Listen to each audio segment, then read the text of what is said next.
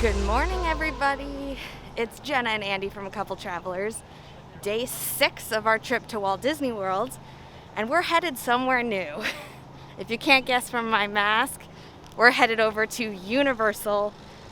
So excited. Let's go. So we just walked over to Old Port Royale, the hub of Caribbean Beach Resort. Gonna pick up a lift from here. And in case you were curious, it's an $18 cost to get a lift to Universal, and it's about a 20-minute drive, so not bad at all. Hi, Andy. Morning. Andy has no voice. Talk again. What?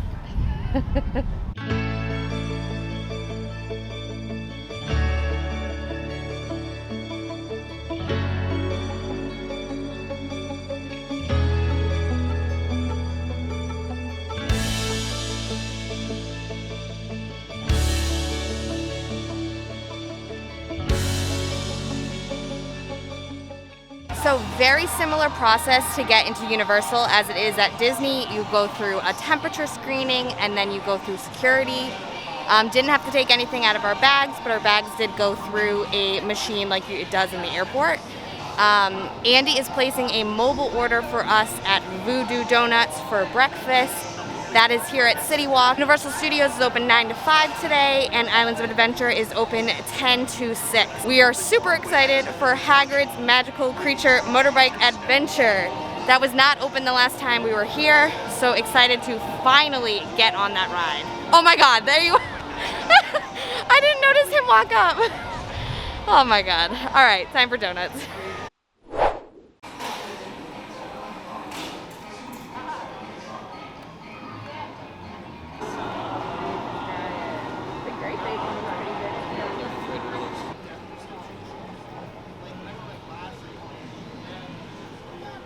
She is.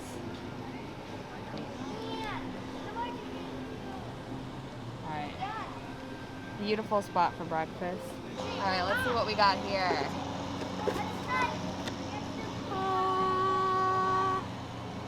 Okay, we got a blueberry cake donut. The Oh Captain, My Captain, which is of course Captain Crunch. And then we got the VooDoo Doughnut. Looks good. Blueberry cake donut was $1.75. Oh Captain, My Captain, it was $2.75. It's a raised yeast donut with vanilla frosting and Captain Crunch. The VooDoo doll, which is $3.75. It's a raised yeast donut filled with raspberry jelly, topped with chocolate frosting and a pretzel steak. We are gonna start with the blueberry cake donut. Cheers. Very good. Has like the purple coloring on the inside too. Yep. Very solid donut. It's hard to mess up a cake donut like this. You'd be surprised. No. But very good. Okay. Oh, man. Watch out. Don't God. drop jelly. Okay. Man. Oh, that's really good. The yeast cake donut is so good. The chocolate frosting is delicious. And I really like the raspberry filling. Definitely split. You can't speak. Yeah, we're not, it's gonna be hard for us to finish these 3. I don't think we'll be able to. Definitely split this with somebody. Last but not least. Captain Crunch. Was this a favorite cereal of yours growing up? Absolutely. Not the berries, just the OG. The OG. I'm ripping it in half again. Their yeast donuts are so good here. I wish we could just start with the baseline, like a plain glazed. Plain, yeah. These are all really good and creative, but might not be the best way to start your day with like 3 very extravagant. No, I mean. And then go on a roller coaster. Learn from our mistakes. Even just having the yeast donut by itself. Yeah. It doesn't need anything. It's that good. Beautiful day here. Yeah. I was saying earlier when we were walking in, the last 2 times we came to Universal, it's been raining. I just hope we don't have rain today, because all of my past photos in Universal, I'm wearing a big orange poncho. All right, thoughts on VooDoo Doughnut? I've heard about this place for a while. I knew they originated in Portland and they're very famous, so it's good to see them on the East Coast. Yeah, delicious, super creative, fun. It was very fast. The second we stepped foot on CitiWalk, we placed a mobile order through the Universal app. It was ready by the time we walked over here, got it, ate. Now we are right next door to Universal Studios Hollywood, Universal Studios Florida, where we are going to pick up our annual passes and head on inside. I would definitely come back here. Really good donuts. Yep, same.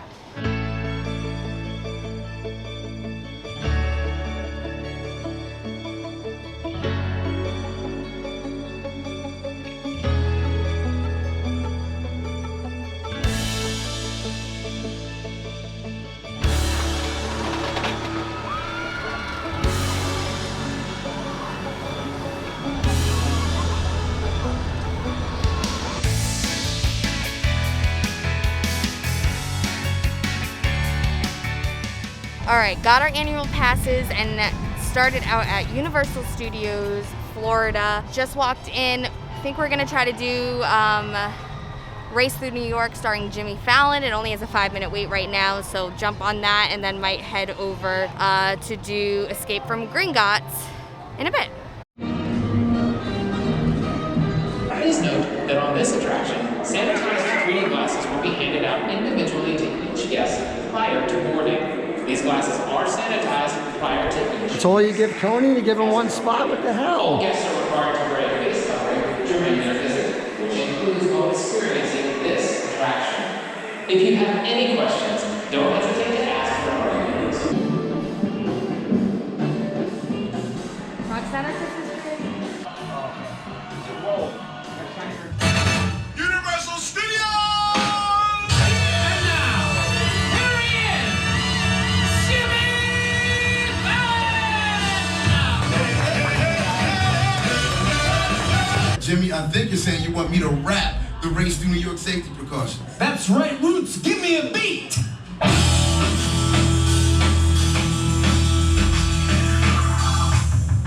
If you're pregnant or your blood pressure's abnormal, I'm sorry, this simply isn't a suitable ride for you. Other people were unable to allow remission and those with various back, neck, or heart conditions. You better start to listen. It's risky business if you're prone to dizziness or any type of motion sickness. No videos, photos, recording, no social is allowed. I hope I'm speaking loud and clear enough. You getting this? You definitely should sit this one out. I have to say to you, if you have recent surgery, your condition is aggravatable by this racing adventure. It's unsafe if you enter. Profaning is the simplest way to avoid being injured. If you're lucky enough to be alive to take this ride, your arms, legs, heads, and hands must remain inside. Not to mention your feet. And keep your loose article safety stored beneath your seat. Information complete. That is how you do it, Tariq and the Roots, everybody! All right, just got off of Race Through New York with Jimmy Fallon. It's one of the newer rides here at Universal Studios Florida. It's a simulator ride. It's pretty much like take Flight of Passage on like a motion base. You have like 3D goggles on and you're racing Jimmy Fallon and all the gags that you find on his show through New York. It's very on brand for who he is and his show and everything. So in terms of Universal tying all their different brands together, it was definitely a good addition to their park. So overall, pretty decent ride, good use of technology. I love that ride. It's very fun. It's a little bit something different. I remember we rode it for the first time when we were here last year. And I remember being very impressed by it. And we lived in New York. I used to do PR for Rockefeller Center, so that's near and dear to my heart. So yeah, good start to the day and good ride overall.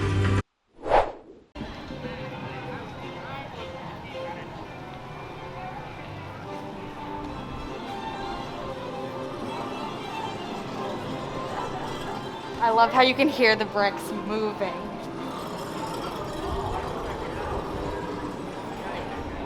Wow, I've never seen it this empty. This is crazy.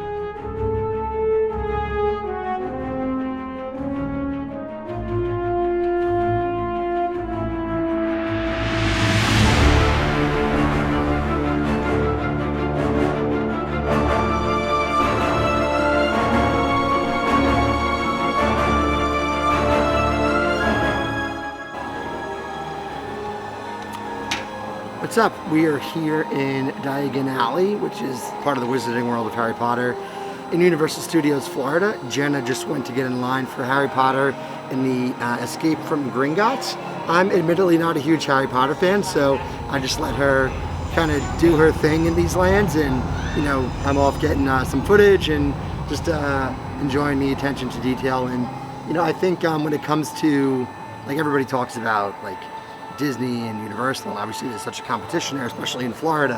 I do think Universal did a nice job with bringing these lands to light, considering they had to work with a lot of red tape with J.K. Rowling. I knew, like we were talking about in our Animal Kingdom video from the other day, James Cameron had a very tight grasp on how they conveyed Pandora for Avatar, and I know that was kind of taken to an exponential degree when Universal Creative was working with J.K. Rowling to bring these lands to life. And fun fact, Disney was actually in a bidding war to get the theme park rights for Harry Potter, but since J.K. Rowling was so difficult to work with, they ultimately backed out, and Universal kind of swept in and took it over. So definitely a big win for Universal in that regard, because they got to create all these, you know, great lands and some really good, you know, genuinely good attractions. Your travel party and other guests. Please use floor markings as a guide available. Harry Potter and the Escape from Gringotts only has a 15-minute wait right now.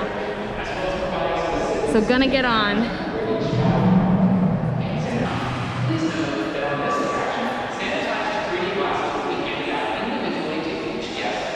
The pictures are moving on the newspaper. Amazing. That is so cool. Those prone to dizziness or motion sickness, or those who have any other condition.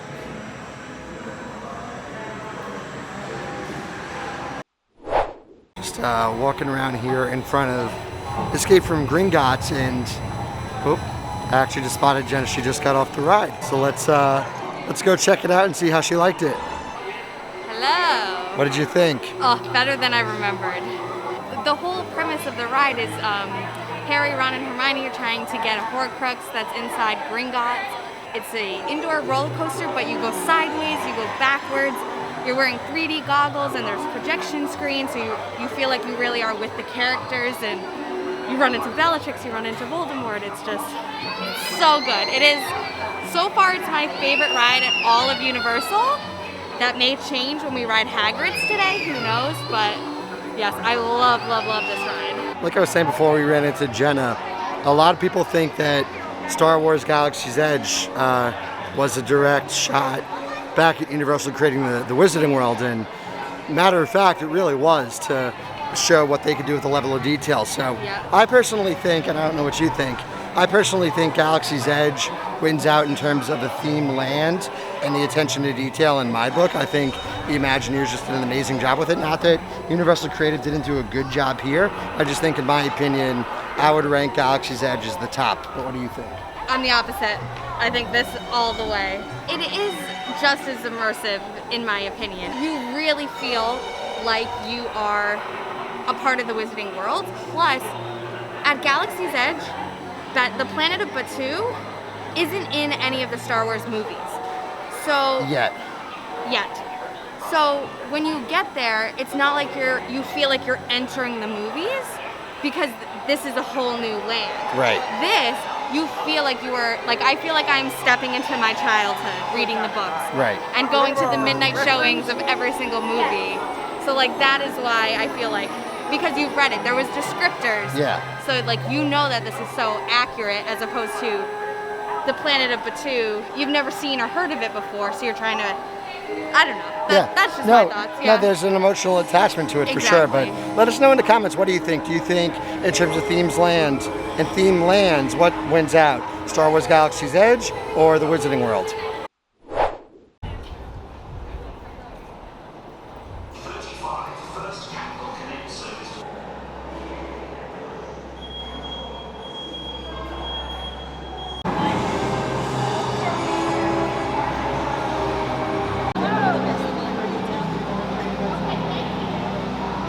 So that's one thing I really like about Universal versus Disney. Disney just puts hand sanitizer stations. Universal actually pumps it into your hand to make sure that you are actually using it. Alright, so we are currently waiting in line for the Hogwarts Express to head over to Hogsmeade. Definitely want to ride Harry Potter and the Forbidden Journey. Definitely want to ride Hagrid's. And I think it's almost time for ButterBeer too, so we'll see.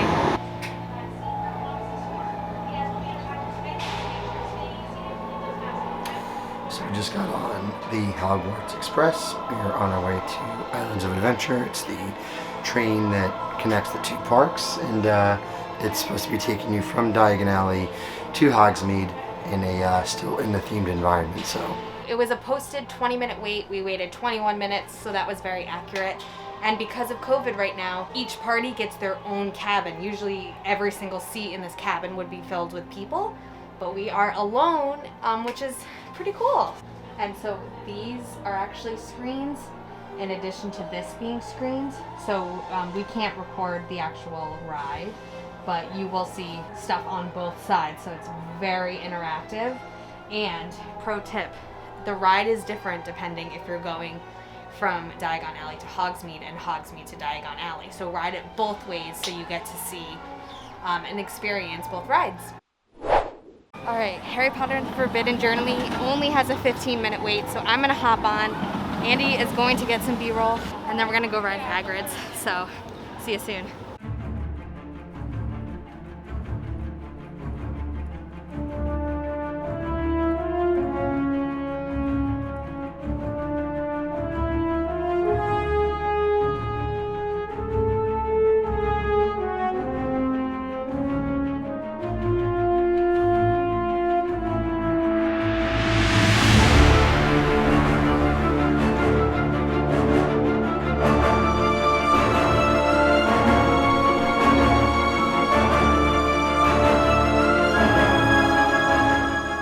So waiting for Jenna while she's on Forbidden Journey, and I do have to say they did a nice job with the forced perspective of Hogwarts, and that might be a little bit of a nerdy term for me to get into, but forced perspective is a kind of an architectural creative term where you make features of buildings smaller the higher they get, so the building to your naked eye seems taller than it actually is. So even though Hogwarts may seem like it's hundreds of feet tall, it's actually not. It's the same effect that they use on Main Street USA with the Imagineers, and the same effect they use on Cinderella's castle.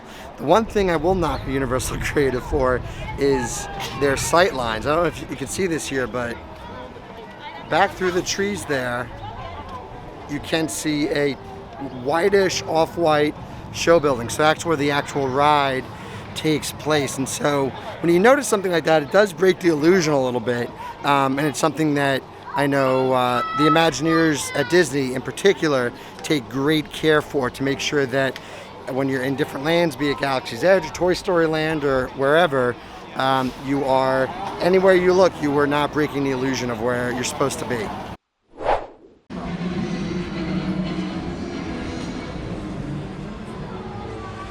Oh, the castle is so beautiful.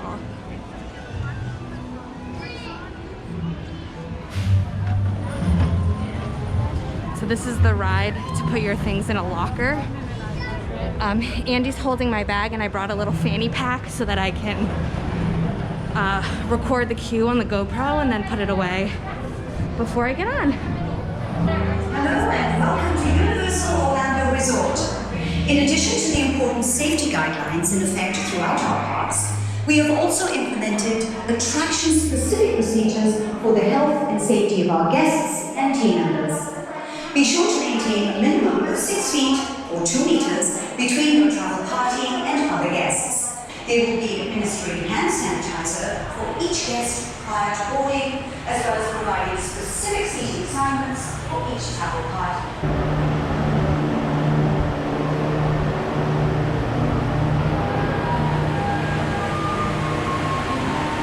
Oh, Ravenclaw's not doing too well. Gotta step up our game. This is the entrance to Dumbledore's office from the movies. This becomes a staircase. So cool. Hi, Dumbledore.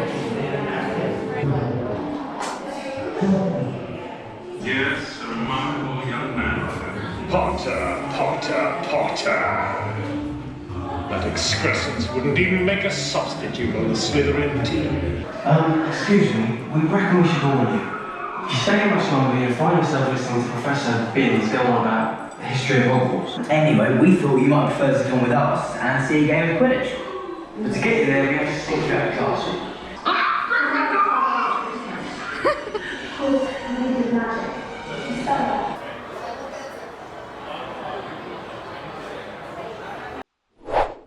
Just got off Harry Potter and the Forbidden Journey. Oh my god, that ride was so amazing. It was a posted 15-minute wait. I waited about 18 minutes. Because of COVID, I was completely alone. The ride vehicle said 4 people. It made the ride that much scarier. You encounter Dementors, you encounter spiders.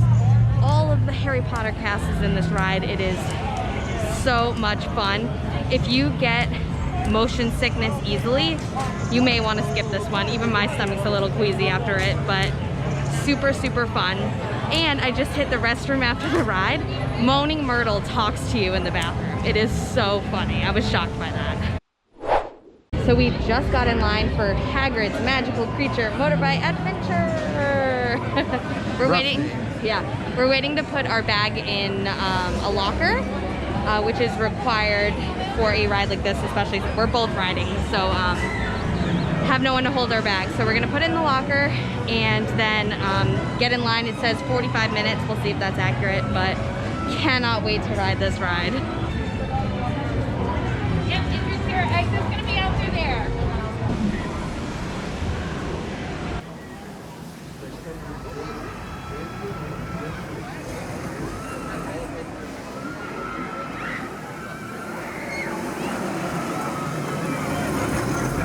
So if you've been to Universal in the past, Hagrid's sits where Dueling Dragons used to be. I do miss that ride, but I think I'm gonna like this better.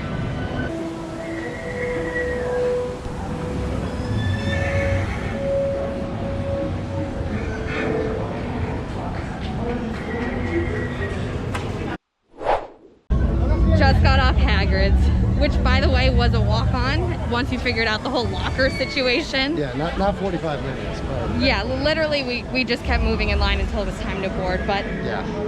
Holy crap. I had no idea what to expect for this ride. You go backwards, you get dropped, you go super fast.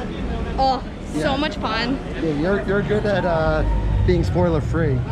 Yeah, I like to avoid all of the spoilers for a ride until I get to go on it, and I'm so glad I did because I had no idea what to expect. Yeah, it was pretty critically acclaimed when it came out, so it definitely holds up to that. It does, yeah. So I think Andy's gonna get in line and get a snack. I'm gonna go on again since there's no wait. I mean, it was that good. I wish I could record the ride because wow. Universal's sticklers for no recordings on rides, so. So I'm gonna go do that. Be back soon.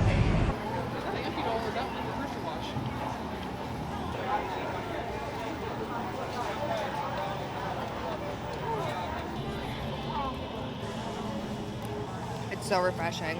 And I don't usually like butterscotch flavored things. This is just delicious.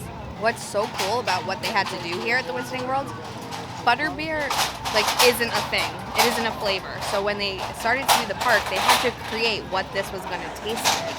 Something that you read about in the books. Such a cool process how they did that. And then when they created the flavor, they had to make sure it could translate to different things. So the actual ButterBeer flavored ice cream, ButterBeer fudge, ButterBeer clotted cream, like all of these different things. Like so fun.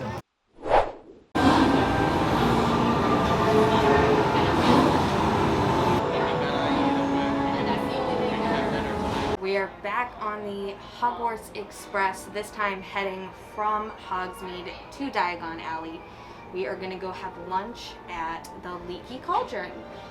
This was a posted 25-minute wait. We waited 23 minutes, so pretty accurate. I don't know if you can see this, but the Leaky Cauldron sign actually leaks. Oh, there it just went. That is so cool.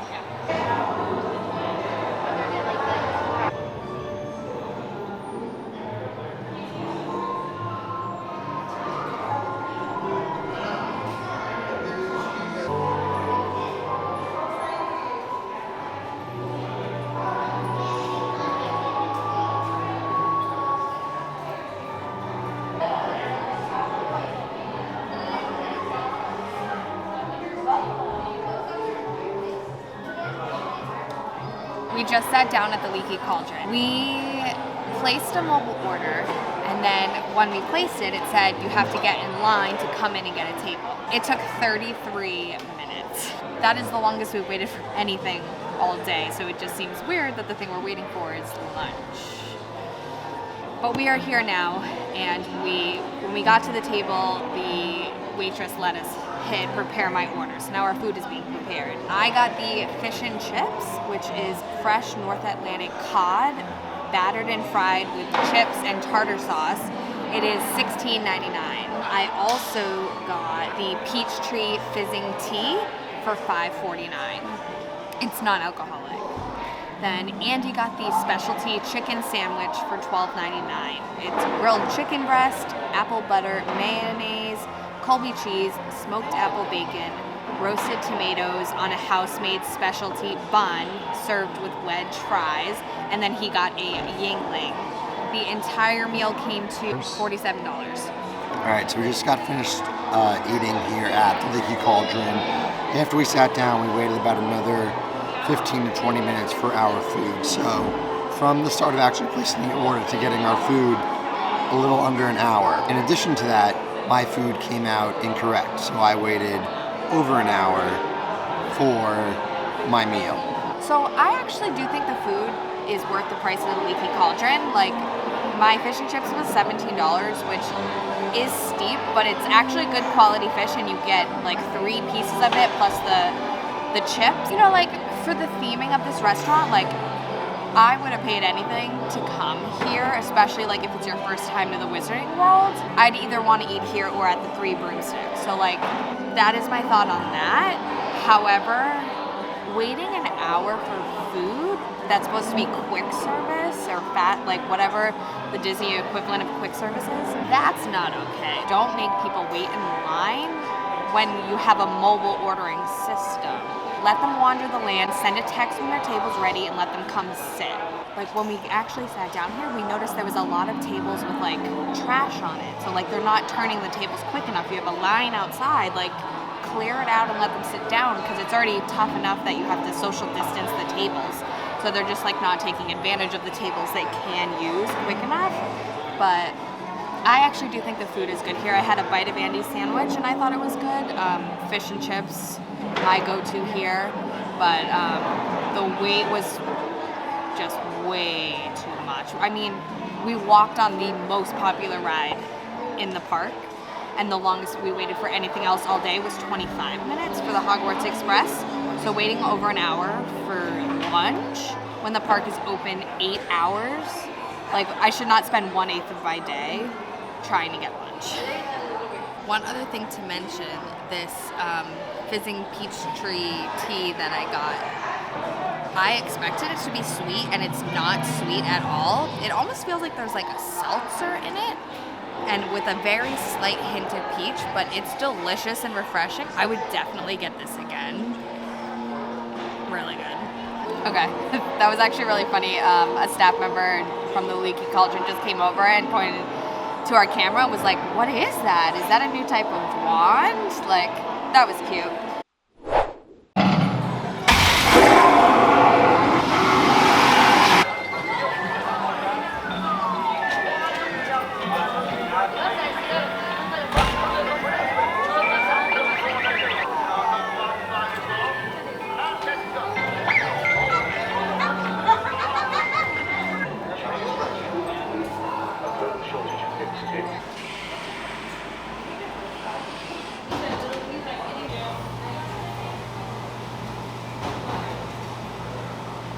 Here we have the chocolate strawberry peanut butter sundae.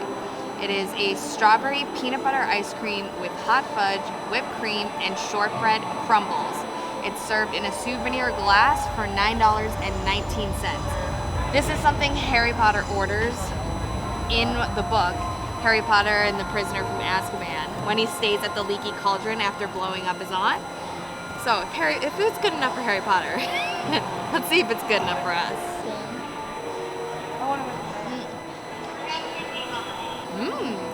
Did you get any ice cream in that? No. That's really good. Yeah, it tastes like a peanut butter and jelly sandwich. I like the shortbread on top, and the hot fudge is good. The ice cream would be good on its own, but having it as a sundae is really delicious. I think this is definitely worth the price too. This is a nice take home. Yeah, it's not bad for a theme park price, that's for sure. Yeah, so one side says Florian Fortescue's Ice Cream Parlor. That's where we went, if we didn't say that. And the other side says Wizarding World of Harry Potter at Universal Orlando. So that's super nice. Florian Fortescue's, I can't talk today, has so many fun flavors. They have butterbeer ice cream. They have like one that has a chocolate chili that has some spice. They have like lavender and Earl Grey. So like really innovative, funky flavors. And we waited like 5 minutes for it. So yeah, definitely check this out. This is Florian Fortescue's is in Diagon Alley, like right near Gringotts. And now, a live performance direct from Diagon Alley, featuring that musical marvel, that delectable diva, the spectacular singing sorceress herself, Celestina Morgan.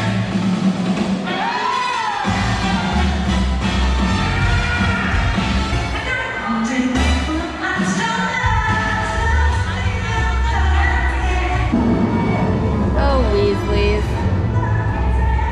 Puking pastels. Gross. We just left the Wizarding World of Harry Potter, Diagon Alley. We are now walking over to E.T. Adventure. Neither of us have been on this ride, so we are gonna check it out.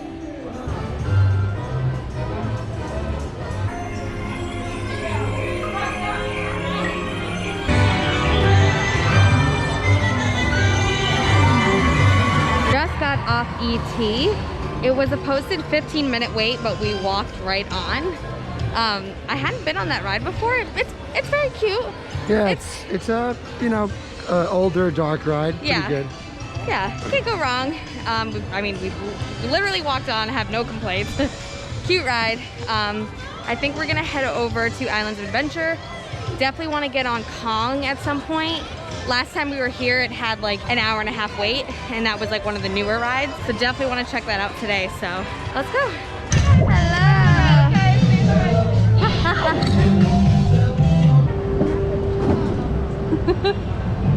Thank you, buddy. Thank you. Never know what you're gonna see.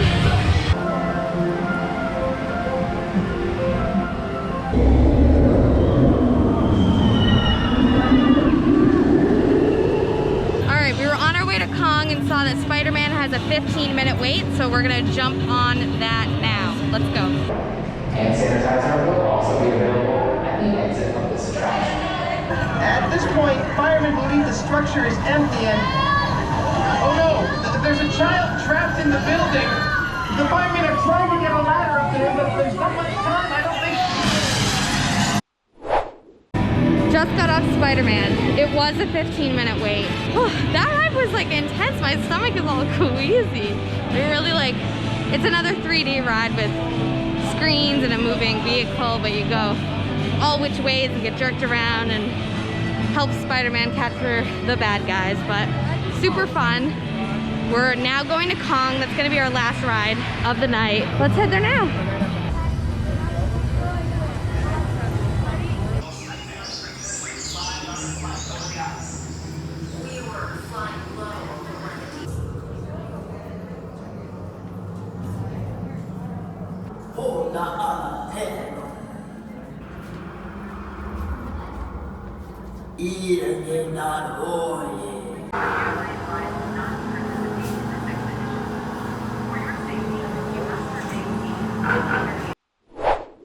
We look a little different since the last time you saw us. So I got off Kong and we had to book it out of there to make our dining reservation at the Polynesian. That will be the next video after this. Thoughts on Kong? I loved the ride. It's hard to be wowed about the ride after I rode Hagrid's today and after I rode Gringotts and some of the other newer rides. So it was hard to be like, overly impressed by it, but it was still great. You're in this truck that's going through, you're getting like a tour of the area, and they have screens on both sides, and at one point like Kong and a T-Rex are in like a death fight, and you really feel like when Kong hits the side of the truck, like you feel it moving, like it's super, super immersive, and it was a lot of fun. Kong and the very lackluster Fast and the Furious ride at Universal Studios, they're the same trackless ride system that Universal has, but it just pales in comparison to what Disney did with Runaway Railway and Rise of the Resistance. Yeah. Oh yeah, there's no comparing those kinds of rides, but it was a 10-minute wait and I waited 5. I basically walked on. Not bad. Overall thoughts on Universal, we went on a Tuesday. We got a lot done. Yeah. The longest we waited for a ride was 25 minutes for the Hogwarts Express. We walked on Hagrid's twice in a row. Which is bananas. Which I am shocked because I've been keeping an eye on the wait times, and it's constantly said, you know, it can go up from like 60 minutes to 120 minutes. So right. I was kind of expecting that, but I'm wondering now if even when I was seeing past wait times, if they are cushioned, just like a lot of Disney's rides are cushioned. So we got 10 rides done today, which is pretty crazy. We spent 1/8 of our day waiting for lunch. But I will say, when we left the Leaky Cauldron around 2 p.m., the line was nowhere near where it was when we got in. So plan to either be in line waiting when Leaky Cauldron opened, or have a late lunch, like 2 or 3 o'clock, to avoid that hour-plus wait for your food. And based on what I saw when Jenna was on Forbidden Journey, I would even, because we were in Hogsmeade, and I saw the line for 3 broomsticks at about 11:15, and that was a decent wait as well. So at 11:15? So I think you're better off going to after traditional lunchtime if you want to maybe have like a big breakfast or like snack a little bit. And I think those locations have breakfast, so maybe eat there for breakfast instead, or when everyone's trying to get on rides. Just snack in the middle part of the day, and then wait to have a later lunch at around, again, like 2 o'clock or so. Yeah. In terms of like safety at Universal, it was all pretty commonplace at this point after what we saw at the 4 Disney parks. Mm-hmm. Temperature checks to get in, you know, social distancing markers everywhere. Team members were so good about, if they saw somebody with their mask down, to pull it up. Like, I saw that several times, even if it's a team member was walking through a land, going somewhere, and they saw it, to do it. And when you got on rides and they were checking seatbelts, a lot of them, please pull up your mask. Mask needs to go over your nose. Yes. Lots of that. Definitely really good in that regard. However, I would say mask compliance from the guest perspective was much worse than we've seen at any of the Disney parks. I would say about 75 to 80% compared to like a 95% plus at the Disney parks. So at both parks, it's still the same. They both have the same rule, where you can take your mask off if you're eating or drinking, but you should be stationary.